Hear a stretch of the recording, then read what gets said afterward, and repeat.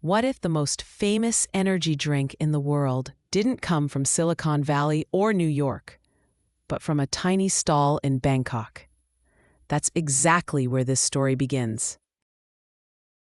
Not in a corporate boardroom, but on the sweaty streets of Thailand in the 1970s, a humble pharmaceutical salesman named Chaleo Uvidya had created a drink called Krating Dang, a syrupy, caffeine-packed concoction aimed at truck drivers and factory workers who needed to stay awake through the night. It came in little gold cans and was thick, sweet, and strong, nothing like the carbonated Western drinks people were used to. And yet, it became a quiet underground success, not a global brand, not yet, but a cult favorite for those in the know. Back then, Red Bull wasn't Red Bull. It wasn't even marketed as cool or stylish. It was practical, a tool for survival in Thailand's relentless heat and long working hours. There were no flashy campaigns, no extreme sports, just a promise: you won't fall asleep behind the wheel. And it worked. Krating Dang carved a niche by doing what no one else was doing, giving energy, not sugar, to the masses who needed it most. Chaleo wasn't in a rush to expand. He was a quiet, low-profile entrepreneur with no ambition to conquer the world. But all that changed when an Austrian businessman on a trip to Asia felt jet-lagged and had his first taste. His name was Dietrich Mateschitz, and he was exhausted from meetings. But one of his local contacts handed him a little bottle of Krating Dang, and within 30 minutes he felt reborn. The fog lifted, the spark returned. Dietrich didn't just feel awake, he felt inspired. He asked, "What is this stuff?" And when he learned it wasn't even available in Europe, the gears started turning in his head. This wasn't just a drink, it was an opportunity, an untapped market, a goldmine hidden in plain sight. Little did the world know that chance encounter in a fluorescent-lit hotel room in Bangkok would ignite a global empire, one that would eventually reshape marketing, sports, nightlife, and the very idea of energy itself. But before the brand could take flight, it needed wings. And to get there, Dietrich and Chaleo would have to form one of the strangest, most powerful business alliances in modern history. What if your billion-dollar idea came from a roadside pharmacy in Thailand? After his business trip in 1982, Dietrich Mateschitz wasn't looking for a miracle. He was looking for something to beat the jet lag. But what he found was a local tonic called Krating Dang, a syrupy caffeinated drink sold in small brown bottles. It was thick, it was sweet, and it worked. Within minutes, he felt alert, focused, like someone had turned the lights back on in his brain. He knew he had stumbled on something, but he didn't yet know what. Most people would have tossed the bottle, chalked it up to local flair, and moved on. But Mateschitz was wired differently. He asked questions. Who made it? Why did it work? Could it sell outside of Asia? He tracked down Chaleo Uvidya, the Thai entrepreneur who created Krating Dang. Chaleo wasn't flashy. He had grown up poor, sold pharmaceuticals door to door, and invented the drink for truck drivers who needed to stay awake through long nights. A niche market, sure, but the results were undeniable. Their first conversation wasn't about business, it was about belief. Mateschitz believed the product had global potential. Chaleo believed in the power of his formula. Together, they formed an unlikely alliance. One was a polished Austrian businessman, the other a soft-spoken self-made Thai chemist. And yet, in 1984, they shook hands on a deal. 49% for Mateschitz, 49% for Chaleo, and 2% reserved for Chaleo's son. Red Bull GmbH was born. But what they had wasn't a brand, not yet. It was just a strange brown bottle with a bull on it. Mateschitz knew that Western markets wouldn't drink syrup from a glass bottle. He needed a new format, something sleek, modern, and energetic. He redesigned the product into a slim silver and blue can, added carbonation, and toned down the sweetness. The original Thai Krating Dang was now Red Bull, a drink built not just to energize, but to symbolize energy. But branding a tonic as a lifestyle? That would take more than a new can. It would take a revolution in marketing. By now, Dietrich was obsessed. He wasn't selling caffeine. He was selling edge, risk, cool. He wanted Red Bull to be the drink for snowboarders, skydivers, and college students pulling all-nighters. The kind of product that didn't need traditional ads because its fans would become the billboard. But first, he had to test it. He chose a university in Austria, not a supermarket. He handed out free samples at student parties, sports events, even in bathrooms. And then the buzz started. Have you tried this Red Bull thing? The can looked different. The name was strange. The effect was real. What came next was one of the boldest brand-building experiments in modern business.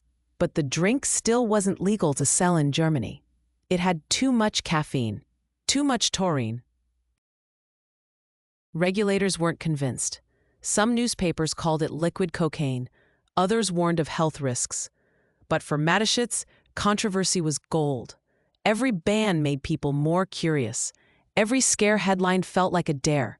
They don't want you to try it, people thought, then I have to. By the end of 1989, Red Bull had become more than a drink. It was a whisper, a symbol, a statement. It didn't matter that it tasted weird. It gave you wings, and wings were worth the price. Dietrich Mateschitz didn't invent energy drinks, but he reinvented what they meant and how far they could fly. What if your brand grew not through ads, but through rumors? Dietrich Mateschitz didn't just market Red Bull, he mythologized it. From the very beginning, he understood something that Coca-Cola and Pepsi had long forgotten. People don't buy products, they buy identity. And Red Bull wasn't just an energy drink. It was a secret code passed through subcultures, whispered in skate parks and raves, smuggled into exam halls and mountain summits. Red Bull's first marketing campaigns weren't on TV. They were on the streets. He created what would become known as student brand managers, young, energetic ambassadors who would slip Red Bull into backpacks, house parties, and locker rooms. They weren't hired promoters. They were peers, people like you, cool, in the know, and slowly Red Bull became a presence, not a product. A can meant you were awake, alive, one step ahead. Then came the Mini Coopers, tiny cars with giant Red Bull cans on top. They drove through cities, handing out free drinks, stopping at student events, dance clubs, ski resorts. It was strange, unexpected, and it worked. Red Bull became that mysterious can someone gave you at 2 a.m. that made your heart race and your brain light up. You remembered the moment, not the ingredients. But Dietrich didn't stop at just being seen. He wanted to be felt.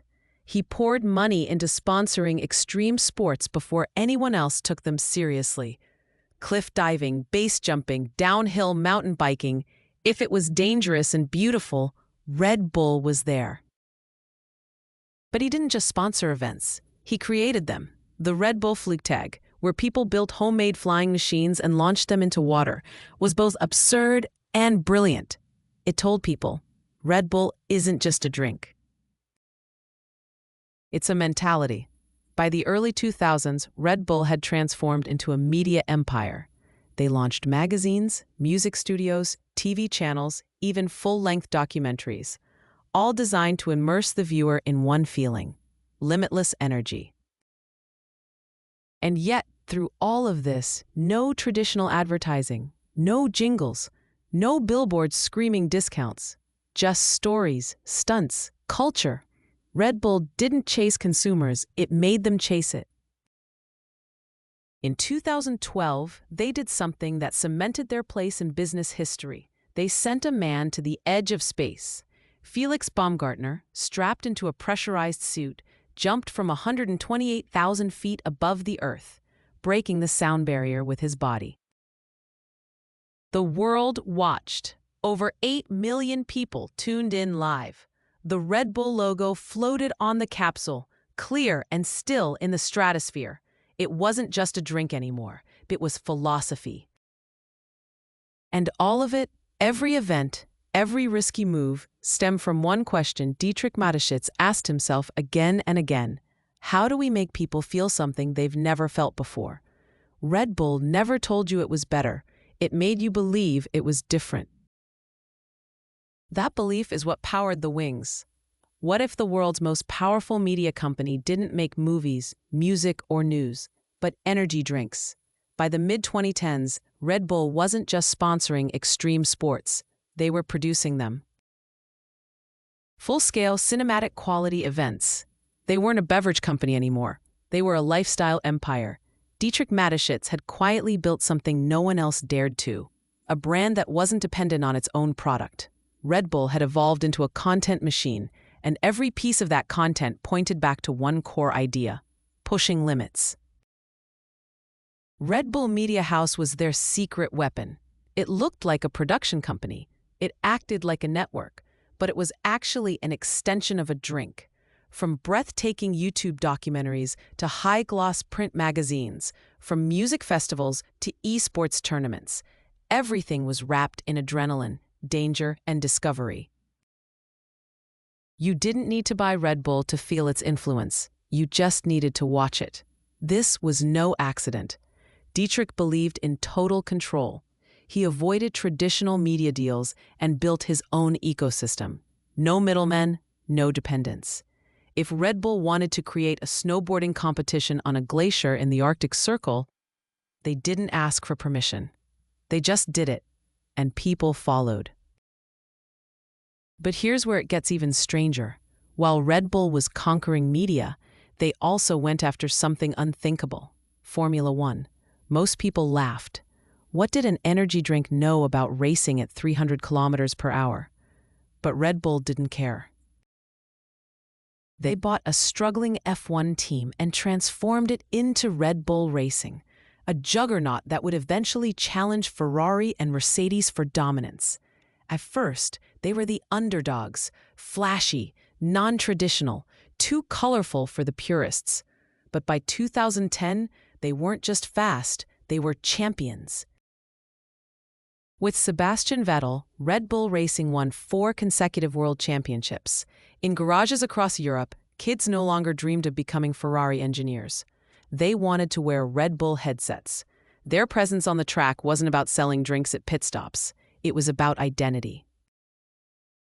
Red Bull became a symbol of disruption, of boldness, of showing up where you're not supposed to be and winning. But here's the most brilliant part. Red Bull made money doing it. Their content didn't cost them, it paid them. YouTube ads, licensing rights, sponsorship deals, they turned what should have been marketing expenses into profit centers. While other companies were begging for TV airtime, Red Bull was the channel. By now, their product was in over 170 countries. They sold more than 10 billion cans a year. But you wouldn't find flashy discount signs or buy 2 get 1 free deals. Red Bull never lowered its price. It didn't need to. When people bought it, they weren't just buying caffeine. They were buying a narrative. It's the only brand in the world where you can ask, what does this company actually do? And the answer could be anything: music, racing, documentaries, space jumps, art, and, oh yeah, energy drinks. All of it wrapped in that same strange promise: Red Bull gives you wings. And by now, it wasn't just metaphorical. They had built an empire in the clouds. What happens when no one believes in your product, but you still do? By the early 1990s, Red Bull had distribution in just a few European countries. Despite early buzz, many skeptics believed the hype would fade. After all, who would regularly pay double the price of a soda for a weird-tasting energy drink in a tiny can? Dietrich Mateschitz wasn't just battling market resistance. He was fighting an entire culture that didn't yet know it was tired. But Mateschitz had something most others didn't: a ruthless understanding of branding. He knew that Red Bull wasn't just a drink, it was an identity, a badge, a lifestyle. He doubled down on sponsoring extreme sports, From cliff diving to snowboarding, aligning the brand with adrenaline and risk, Red Bull wasn't selling a flavor. It was selling a feeling. And that feeling? Limitless energy, rebellion, and youth on fire. One of the most brilliant moves came not from television or print, but from word of mouth. Mateschitz and his team hired students in universities across Europe to host parties and drive Red Bull-branded cars with giant cans on top. It wasn't about mass marketing. It was about creating exclusivity, intrigue, and underground cool. Red Bull wasn't everywhere yet, but it felt like it was about to be. As more and more young people picked up the drink, something shifted. Suddenly, Red Bull was on ski slopes, in gyms, at raves, and even in corporate offices.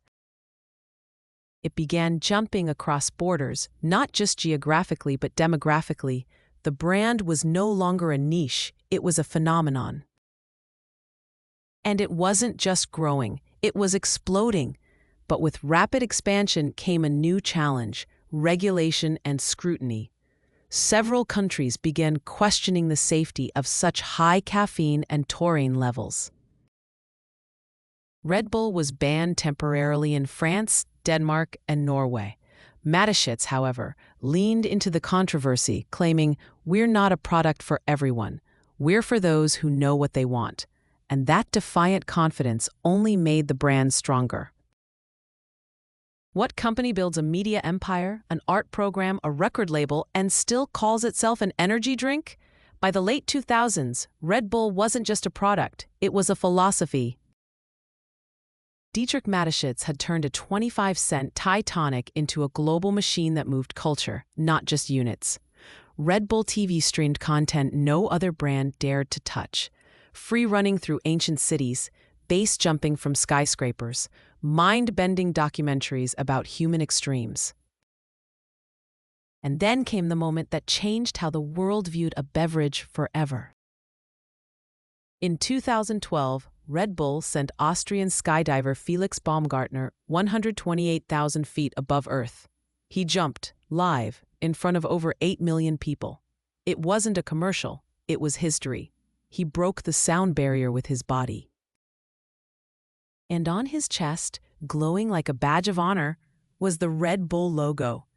That single event became one of the most legendary marketing moments in history. And it didn't mention the drink once. But Red Bull wasn't just winning in the sky. It was winning on the ground, owning Formula One teams, football clubs like RB Leipzig and Red Bull Salzburg, sponsoring esports legends and music festivals. Every move felt like part of a master plan. The brand no longer chased culture, it created it.